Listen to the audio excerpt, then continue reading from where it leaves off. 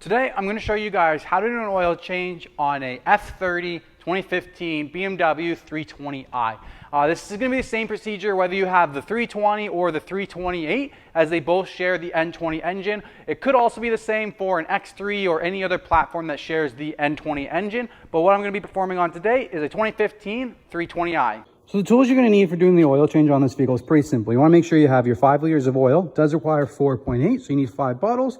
You're going to need your oil filter. Here's the part number, also drop in the description link below.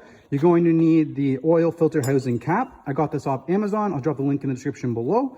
This one's using 3/8 top, so that's why I have my ratchet here with the extension so I can get the oil filter cap off. And then you're also going to need a 17 mil socket for the oil drain plug on the bottom.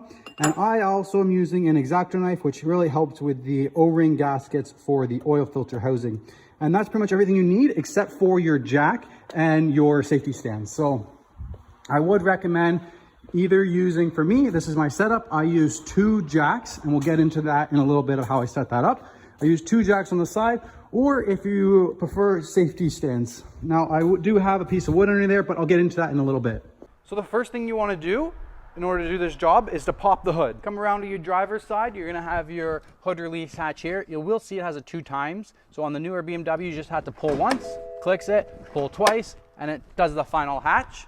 There is no longer a latch underneath the hood here. Just have to pull twice from the inside. So here's our N20 engine bay. We have our oil engine fill cap here, and then we have our oil filter cap over here. So these are going to be the 2 main things that you need on the front. We're going to change the oil filter and open up the cap as well, so that when we drain the oil from the bottom, air can pull in from the top and it can pull through nicely. So yeah, a little pro tip for you guys: always get yourself some rubber gloves that are disposable quickly, so that you can save clean hands, because for some reason when you're working on cars, the grease gets in your fingerprints, and no matter what you do, it never comes out. I would recommend that you change your oil filter first. Since you do need to buy a special tool for this, I'll leave a link in the description below of the tool that I got from Amazon, so you can purchase it, make sure it's the right one.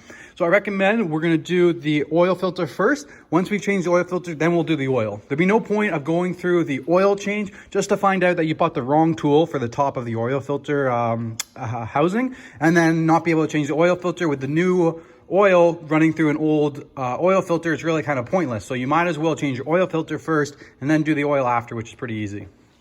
So I got my tool over here. Let's go make sure I have the right one. Boom, perfect. It fits on perfect. So now I just need to go get a 3/8 ratchet and plug that in there. All right, so I mean, depending on the tool you get, if you follow the link in the description below, you can either put a socket on this or just direct with a 3/8 right in top. And yeah, just lefty loosey. Gonna crack this off.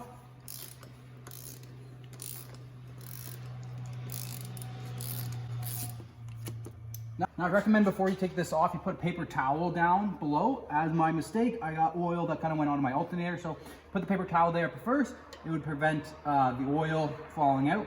Now also get ready to have a workspace to put your oil filter cap, so that you can change the oil filter out, and the O-ring seal that's there as well. So make sure like you have a workstation that is ready to put that on. So this is my little workstation I have right here. I put some paper towels down to put this in, and there's going to be 2 O-ring seals on here that you're going to be replacing. You have your main outer one here, and then you have your inner seal here, so that the oil flows through, actually goes through the filter, then goes back into the engine.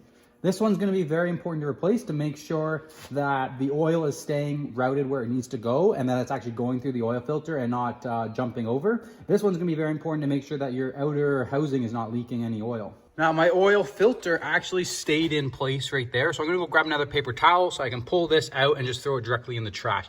Good thing to do before you do that though, is make sure you have the correct oil filter. So before you throw them out, make sure you bring your oil filter over. I got mine right from BMW, so I don't think there should be an issue with me having the wrong filter, but you never know. The parts person could have messed up behind the counter. And the last thing you wanna do, especially when you're working on this your own garage, is make sure you have the right oil filter before you throw the old one out, because worst case, you can all just button it all back up together and then get a new oil filter.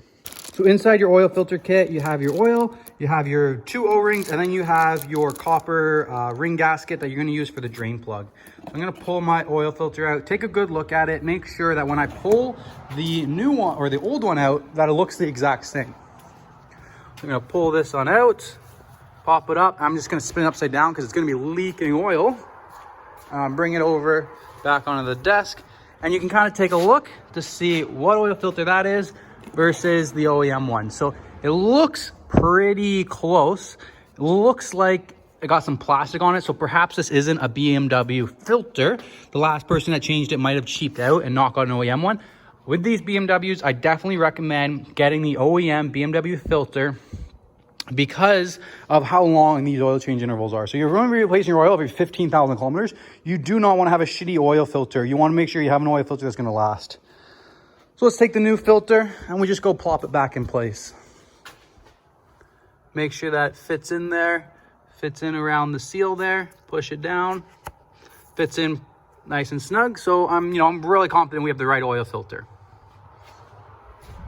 So now you want to take your 2 O-ring gaskets off here and here, replace those, and then we just put the cap back in. So you do have a couple options when removing these. You can either go with a screwdriver and try and pry it in here and get it out. My preferred method is just take an X-Acto blade and very carefully just apply pressure and snip it. This one's a little tough, maybe like get underneath kind of like I would a screwdriver. And just pull, and then it comes off nice and easily. The smaller one is going to be the trickier one because it's tighter. So I usually just like to get right in there and slice it apart. And that way it comes across a lot easier. Just make sure when you're using an X-Acto blade, you don't cut any grooves in there. Be really soft with it. Try to make sure you keep your hands as clean as possible going through this. And we're going to put in the new ones. So when installing new seals, try to get a little bit of oil on your fingertips and wipe that onto the seal. So I'm just gonna kind of wet on the old oil filter. Doesn't need to be new oil. It just get a little bit of oil on there, get a little bit of lubrication so that when you put it on there, it's not dry. It goes on there a lot easier and it's gonna seal better. Whatever your seal that you're putting on, whether it's coolant or oil or anything, just make sure that you cover it in the same substance it's going to be sealing before you put it in there. So I'm just kind of getting a thin little layer on it, not too much, before I put it on.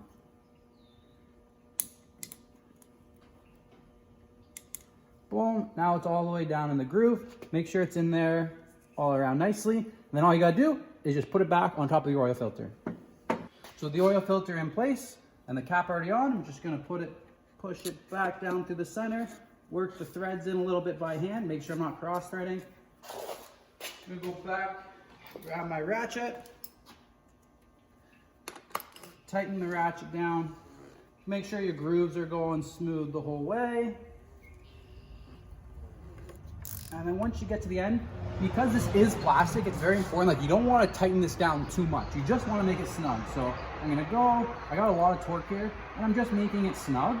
And that's about it. Like once you see that it's pressed down all the way, that gap has closed, that's all you need, because that rubber seal is what's going to seal it. You just need to make sure this is tight, doesn't loosen off. If you push this too tight, you'll crack it and wreck the whole thing.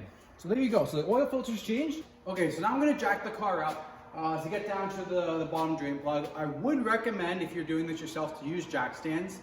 Since I don't have a hoist and I want to be this as simple as possible, I happen to have 2 jacks. So what I'm going to do is I'm going to use the front jack points on either side of the car. I'm just gonna jack it up evenly with both jacks at the same time, and then that way it's a lot easier going through. Instead of trying to find, since I am new to this car, I just got it, I don't exactly know where the subframe is on the front. Car's pretty low to the ground, so that's gonna be my easiest aspect to go for me. I would recommend using jack stands if it was you. If you don't have 2 jacks, find the center point underneath, jack it up from the side, put your 2 jack stands underneath the lift points on the side of the vehicle, but I'm just going to use 2 jacks and use it on the lift points, so that's a little bit easier for me.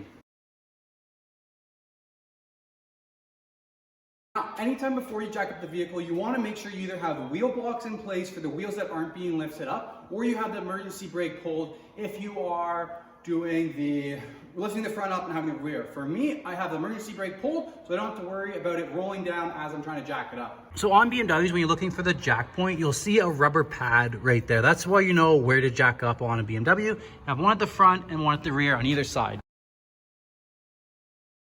Okay, so I jacked the car up on either side. Now, it is very important that if you're opting not to use the jack stands and using the technique that I'm using, that you put in 2 pieces of wood underneath the jack just to be safe. The last thing that you want is to go underneath this car, have the jack stands fall down on you, and it could potentially be fatal. So make sure when you're working, you're always being safe. Either using jack stands or putting a safety piece of wood.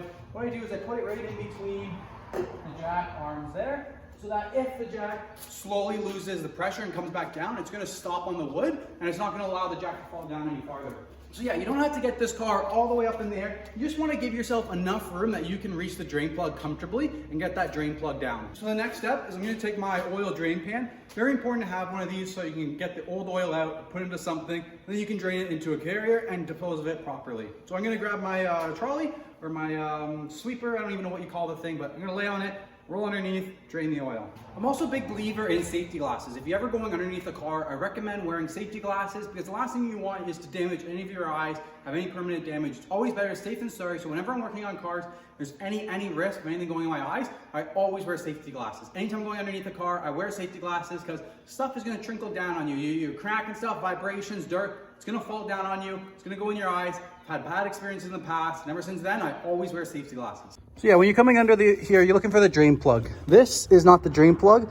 This is for your front differential. So you do not want to drain that unless you're doing a differential flush. This is your oil pan drain plug, and it's a 17 mil. And this is where having gloves is extremely important during your case, so you're not getting all this oil on your hands. I try to, with one finger, push up on it and spin with the other 2 fingers so that I can keep pressure applied, and then I know when the last thread is out so I can pull it away quickly, and try not to drop your drain nut into the oil pan. And there we go.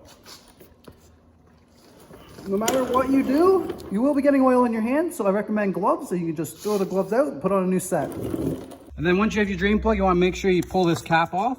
Allows the air to come in through the top and allows it to drain smoother at the bottom. And then just give that a little bit to drain until it starts dripping, and then you're ready to go plug it. I'm gonna let it drain for a couple minutes and get everything out. So while I'm letting the oil drain out, I'm gonna come over here. I'm gonna pop this copper washer off. A little screwdriver pops off nice and easily. Boom, boom. And then pull the new one out. These are one-time use. Pop that back in. So then once the oil is done and ready, I'm ready to pop that in right away. All right, so now that I've drained all the oil out, I'm just gonna throw that drain plug back in and then lower the car down. Now, it is important to note when you're putting the drain plug back in that you don't over tighten it. You do not want to strip the threads on your aluminum drain pan because that would be a pain in the butt. So just make sure you go until it's snug and then about a quarter turn to make sure it's tight. That copper gasket is going to do most of the sealing. So just make sure it's nice and tight, not too loose, not too tight, just a nice medium. All right, so now that we've put the drain plug back in, we've already done the oil filter. The only thing left is top it up with oil. Fill cap is going to be right here. I would recommend a funnel if you're going to be using like a 5-liter jug or something, but since I have all these individual 1 liters, I'm not going to worry about that too much. Okay, so the last thing you need to do after you change the oil is just reset your oil light. So you're going to want to turn key ignition on, wait for everything to settle, wait for the beeps to go off, wait for this ignition switch on to go away. And then you're going to press and hold the reset button in the left corner pocket. Press and hold it. And it's going to say reset possible, engine oil, perfect. Press and hold again. Reset, press and hold again. And press and hold until reset in progress is done. And reset successful. So that's everything you need to do to reset your oil change light, and now you're good to go. And that's everything you need to know about changing your oil. This was a normal car. I'd say start the engine, check the dipstick tube, maybe fill a little bit more oil in it after the oil filter goes through. But with these BMWs, they do have auto sensing dipsticks, or like electronic dipsticks, so you can't really check them. It just tells you whether it's okay or not. And it asks for 4.8 liters. I put in 5, a little bit of extra, shouldn't be a big deal, but I know that you're just good to go after that. So thank you guys so much for watching. Hit the like button if you found this video helpful. If you want to see more DIYs in the future, drop it down in the comments below if you need to know anything. Other than that, subscribe to the channel for more BMW content. Thanks so much. I'll see you next time.